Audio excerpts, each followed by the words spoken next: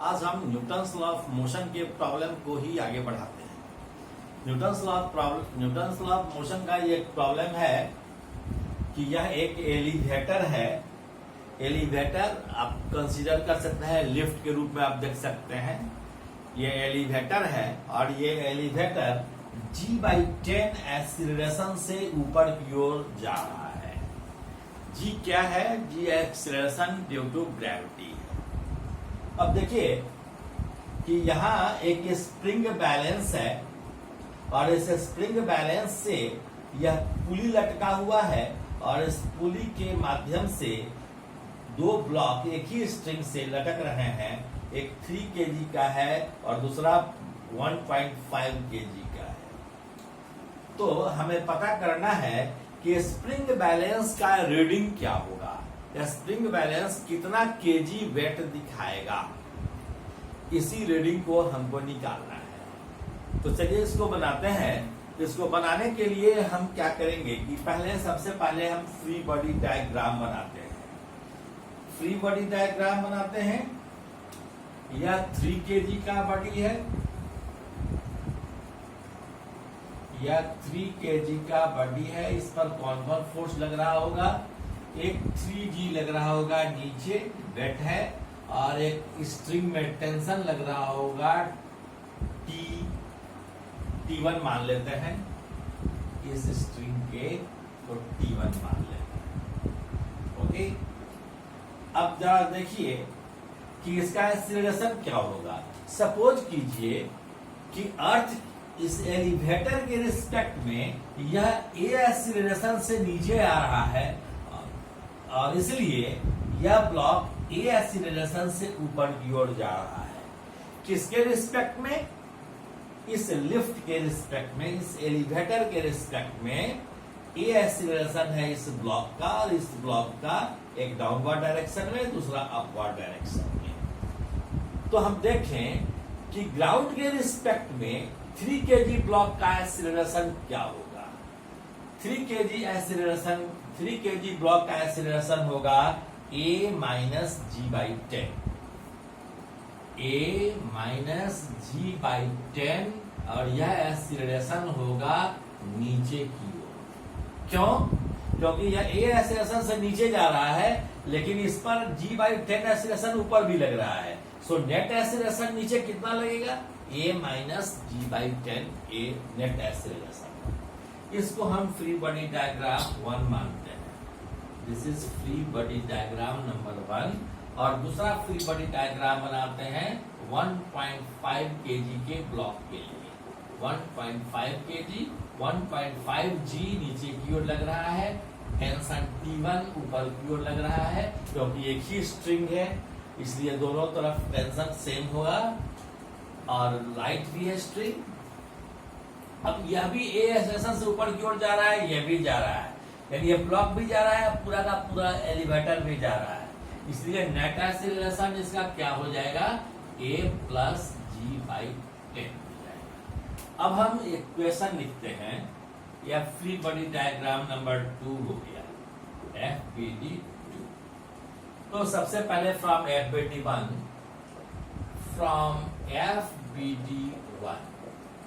क्या होगा? 3G net force नीचे की ओर लग रहा है क्योंकि एक्सीलरेशन नीचे की ओर है। तो 3G minus T1 is equal to mass into acceleration. This is 3 into A minus G/10। और दूसरा इक्वेशन हम यहां से लिखें फ्रॉम FBD2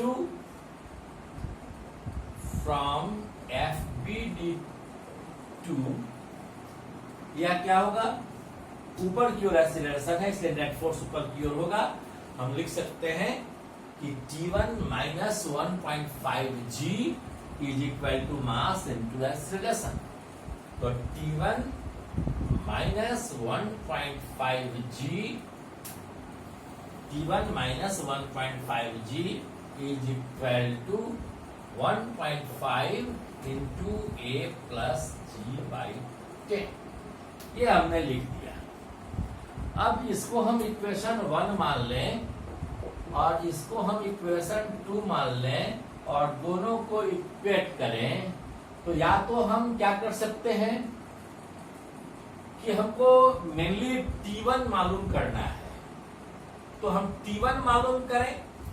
तो T1 मालूम करने के लिए इसको काटना पड़ेगा, इसको काटने के लिए हम 2 से पूरा में मल्टीप्लाई करें और तब दोनों को जोड़ दें। इक्वेशन 1 में जोड़ दें इक्वेशन 2 into 2। अब जब जोड़ेंगे तो क्या हो जाएगा, चलिए आप लिख ही देते हैं कि जोड़ेंगे तो क्या होता है। 3g minus T1 is equal to 3a minus 3g by 10 है ये, और इसमें हमने 2 से मल्टीप्लाई किया तो ये हो गया 2T1 minus 3g, है ना। दिस इज इक्वल टू 2 से मल्टीप्लाई कर रहे हैं इसलिए यह हो जाएगा 1.5a into 2, this is 3a minus 3g by 10, 3g by 10। 2 से मल्टीप्लाई किया इसलिए यहाँ तो प्लस होगा, यहाँ प्लस 3g by 10। तो अब हम दोनों को जोड़ते हैं, तो जोड़ने से क्या होगा, 3g से या 3g कैंसिल हो जाएगा और माइनस 3g by 10 और प्लस 3g by 10 कैंसिल हो जाएगा। 2T1 माइनस T1 यह क्या हो गया, दिस इज T1, यह बराबर हो गया 6a। एक इक्वेशन इससे मिला हमको 6a। चलिए इसको हम कोई इक्वेशन मान लें, T1 is equal to 6a, इसको हम 1 मान लें, 1 2 है 3 मान लें। तो इसको मैं फिर से रिवाइज कर रहा हूं, फिर से देखिए यह क्या हो गया equation, 3g minus T1 is equal to 3 into a minus g by 10, इसलिए 3 into a minus g by 10 लिखें। इसके लिए इक्वेशन क्या लिखेंगे, T1 minus 1.5g is equal to 1.5 into a plus g by 10, यह हमने लिखा है। अब हमने क्या किया है कि इक्वेशन 1 में जोड़ दिया है इक्वेशन 2 में 2 से गुना कर। जब 2 से गुना करेंगे तो यह हो जाएगा 2T1, यह हो जाएगा 3g माइनस 3g हो जाएगा, और यह हो जाएगा 1.5 गुना 2, दिस इज 3a, और यह हो जाएगा 1.5g by 10, that is 6a। Okay, अब हम देखें कि दूसरा इक्वेशन, एक और फ्री बॉडी डायग्राम हम बना रहे हैं इस पुली के लिए। इस पुली पर T1 फोर्स इधर लग रहा है, इधर लग रहा है, तो इधर कितना फोर्स लगेगा, इधर फोर्स लगेगा T2 अगर, तो T2 बराबर हो जाएगा इस फ्री एब्रेडेड 3 से, T2 is equal to 2T1, T2 is equal to 2T1।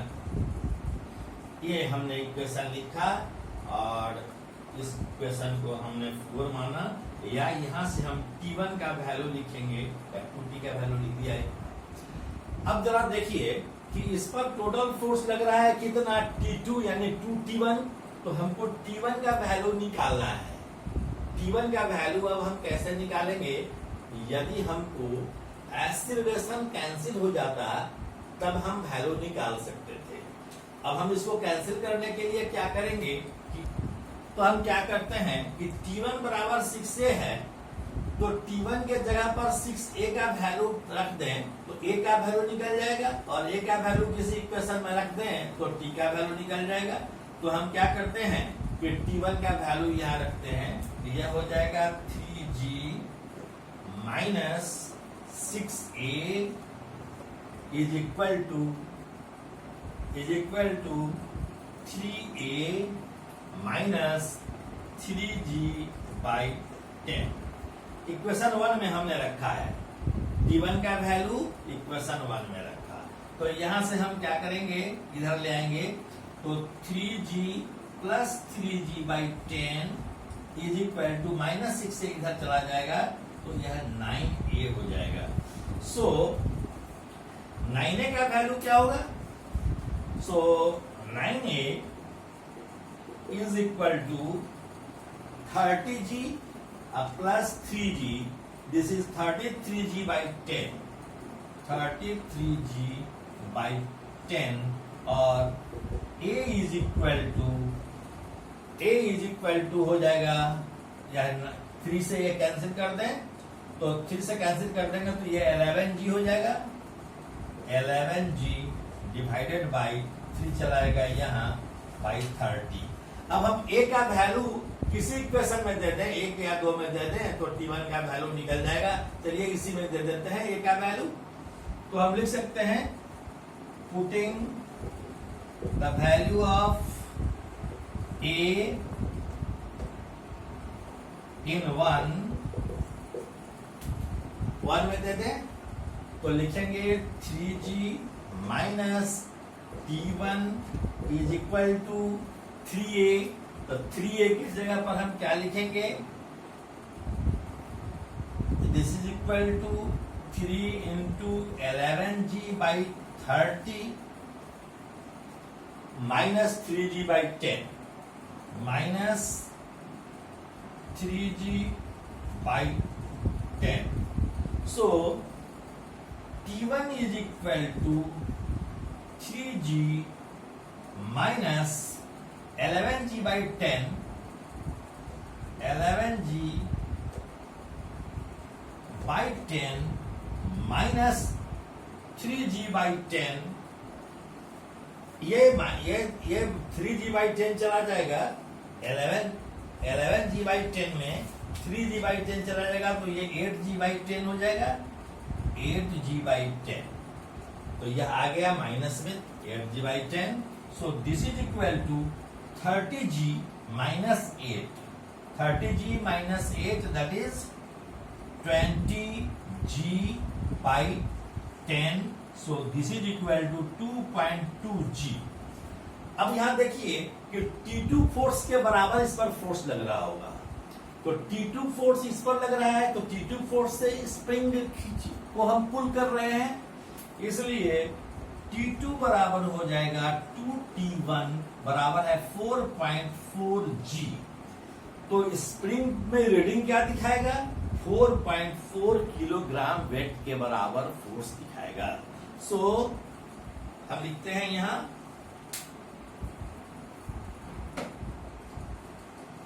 therefore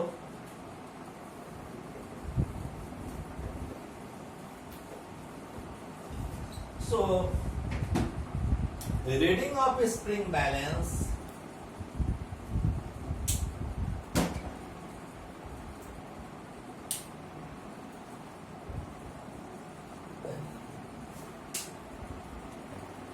therefore reading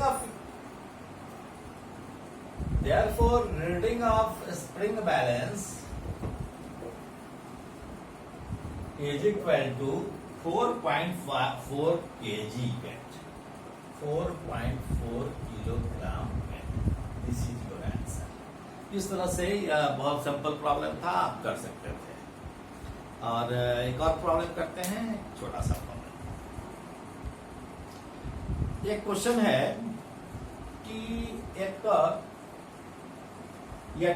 यह एक ट्रायंगुलर बेज है और यह स्थिर है, स्टेशनरी है, यह स्थिर है और दो ब्लॉक्स हैं जो स्प्रिंग के सहारे एक दूसरे से अटैच हैं। ये स्मॉल एम मास का है या कैपिटल एम मास का है। इसका ये जो इंक्लाइंड प्लेन है, इस इंक्लाइंड प्लेन का इंक्लाइनेशन थीटा है। यह है आपका inclined plane, this is your inclined plane. और सभी सरफेसेस स्मूथ है, पुली लाइट है और स्ट्रिंग भी लाइट है।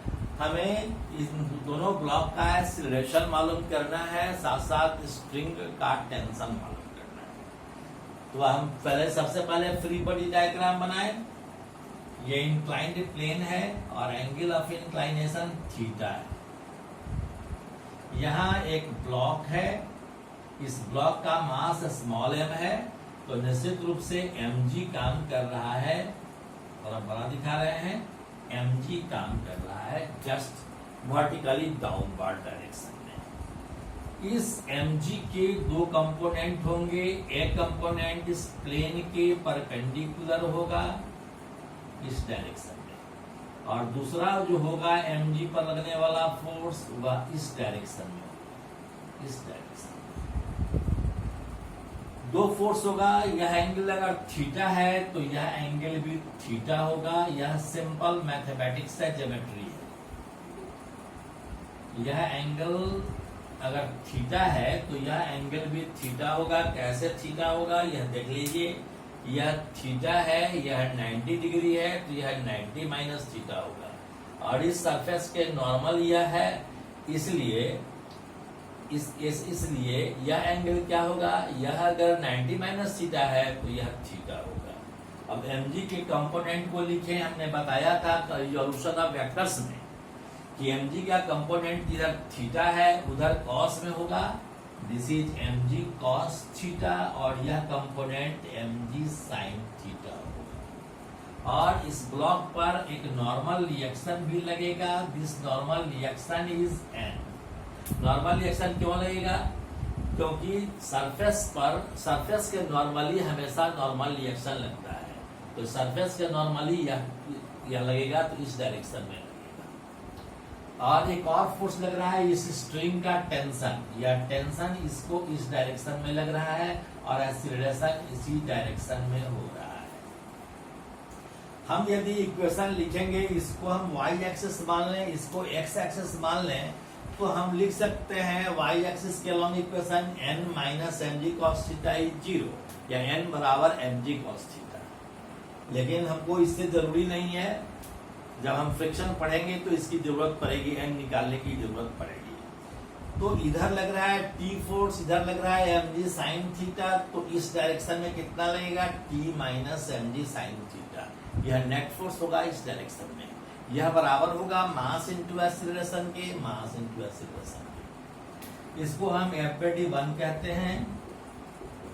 और दूसरा हम फ्री बॉडी डायग्राम बना रहे हैं।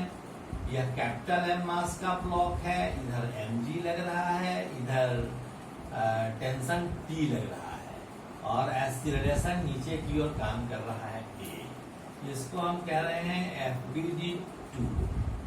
फ्रॉम F/d1 इक्वेशन लिखिए, from free body diagram number 1, t minus mg cos theta is equal to mass into acceleration, क्योंकि t minus mg cos theta is the net force, और net force equal to mass into acceleration. इसको equation 1 लिखेंगे। From F/d2 से लिख सकते हैं mg minus t बराबर है कैपिटल M है, तो mg minus t is equal to mass into acceleration. This is equation 2। 1 और 2 को अगर हम जोड़े तो t कैंसिल हो जाएगा। एडिंग 1 एंड 2 तो minus t plus t cancel हो जाएगा। mg minus mg cos theta बराबर है ma प्लस ma, तो m plus m into a हो जाएगा।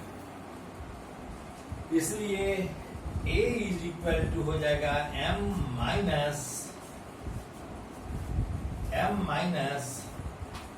m cos theta into g के स्पेस से कॉमन ले लिए, divided by m plus m। यह हो गया हमारा एक्सीलरेशन। अब एक्सीलरेशन जब निकल गया तो t का वैल्यू किसी इक्वेशन में 1 में या 2 में दे देंगे तो निकल जाएगा। तो t का वैल्यू निकालना है, तो putting the value of a in equation 1, putting the value of a in 1, t बराबर हो जाएगा, इस mg cos थीटा को दाहिनी ओर ले आए, mg cos theta plus m into a का वैल्यू लिख दिए, क्या लिख दिए, m minus m cos theta into g divided by m plus m। अब t का वैल्यू हम सॉल्व कर सकते हैं, तो सॉल्व कर लीजिए।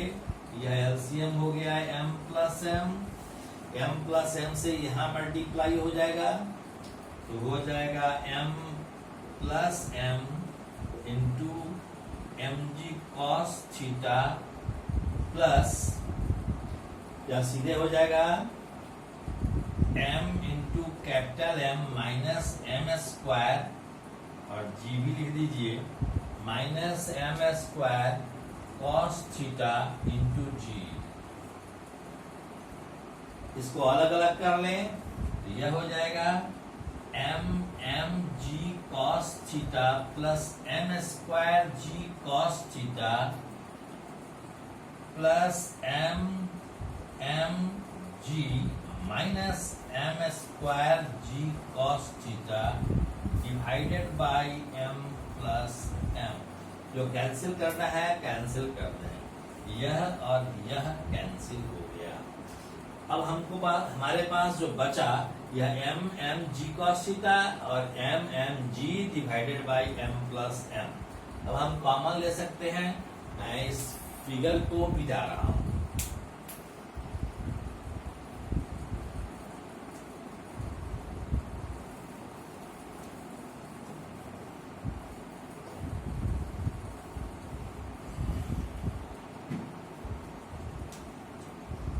So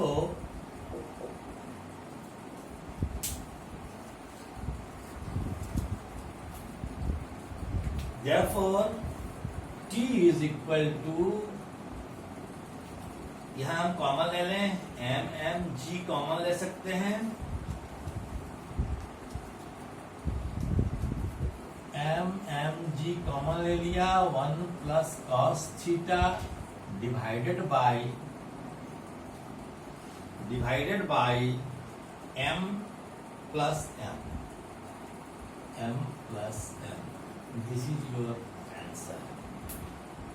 ओके, फिर हम नेक्स्ट डे भी प्रॉब्लम ही करेंगे। Thank you.